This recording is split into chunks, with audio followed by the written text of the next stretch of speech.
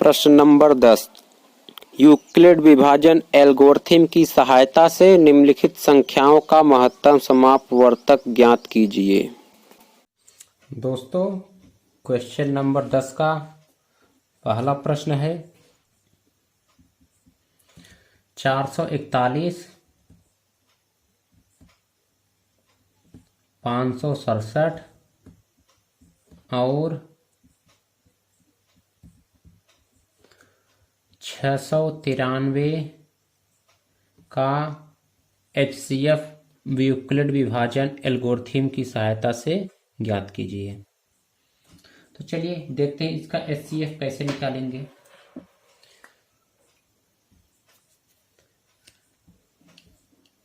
तीन संख्याओं का मध्य निकालते समय सबसे छोटी संख्या को हम b मानेंगे, यानी 441 हमारा b होगा, और उससे बड़ी संख्या को हम a मानेंगे।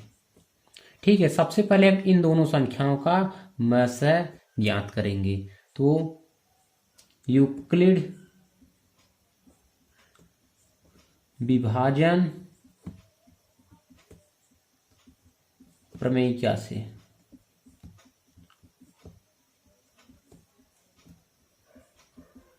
यूक्लिड विभाजन की प्रमेय क्या है? a बराबर b³ प्लस r, यानी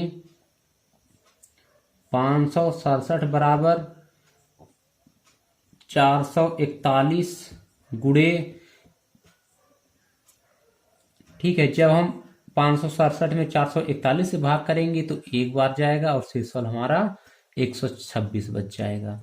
अगले स्टेप के लिए ये हमारा a होगा और ये हमारा b हो जाएगा, यानी 441 बराबर 126 गुणे, जब हम 441 में 126 से भाग करेंगे तो हमारा 3 बार जाएगा और शेषफल 63 बचेगा।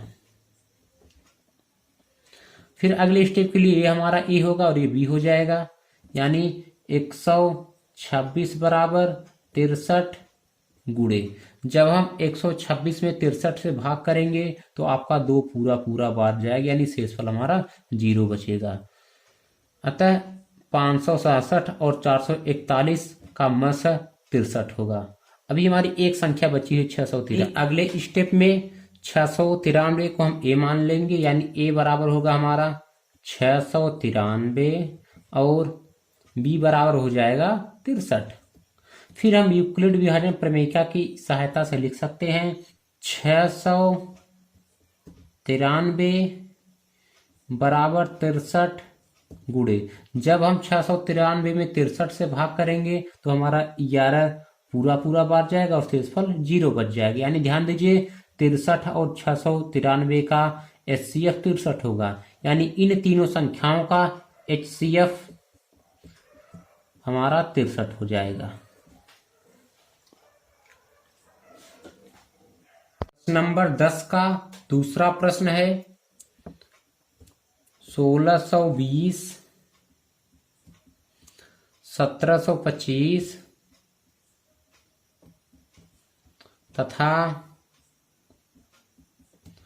255 का HCF ज्ञात करो। तो इस प्रश्न में भी हम सबसे छोटी संख्या यानी 255 को b मान लेंगे और इससे बड़ी संख्या को यानी 1620 को हम a मान लेंगे। फिर से आपका होगा यहाँ पर यूक्लिड विभाजन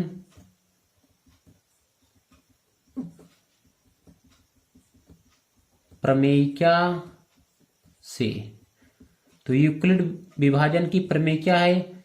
a बराबर b³ प्लस r, यानी 1620 बराबर 255 गुणे, जब हम 1620 में 255 से भाग करेंगे तो 6 बार जाएगा और शेषफल 90 बच जाएगा। अगले स्टेप के लिए 255 हमारा a हो जाएगा, यानी 255 बराबर 90 गुणे यानी जब 255 में हम 90 से भाग करेंगे तो 2 बार जाएगा और शेषफल हमारा 75 बच जाएगा। अगले स्टेप के लिए ये हमारा ए होगा, ये बी हो जाएगा, यानी 90 बराबर 75। जब हम 90 में 75 से भाग करेंगे तो भागफल 1 और शेषफल हमारा 15 बच जाएगा। अगले स्टेप के लिए 75 हमारा ए होगा और 15 बी होगा, यानी 75 बराबर 15 गुणे, जब हम 75 में 15 से भाग करेंगे तो 75 5 बार में पूरा पूरा कट जाएगा, यानी शेषफल हमारा 0 बचेगा। अतः 1620 और 225 का HCF 15 होगा। अब हम 15 और 1725 का HCF निकालेंगे।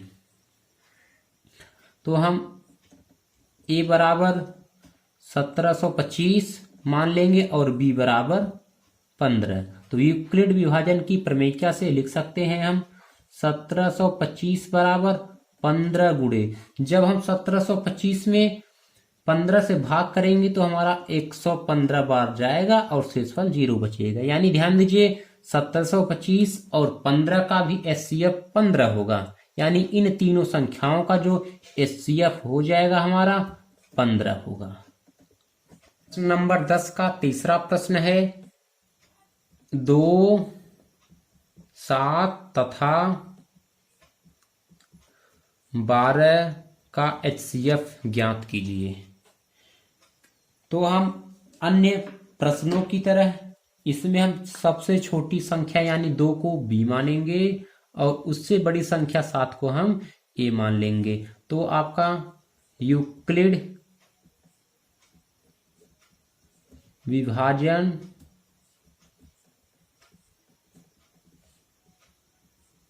प्रमेयिका से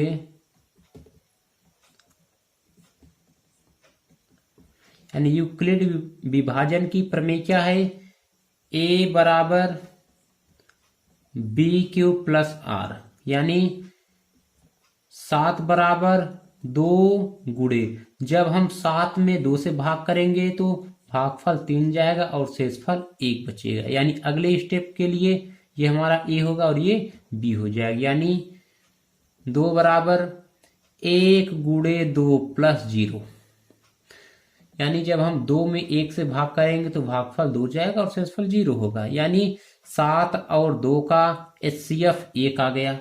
अब हम अगले स्टेप में A बराबर 12 मानेंगे तथा B बराबर 1 मान लेंगे।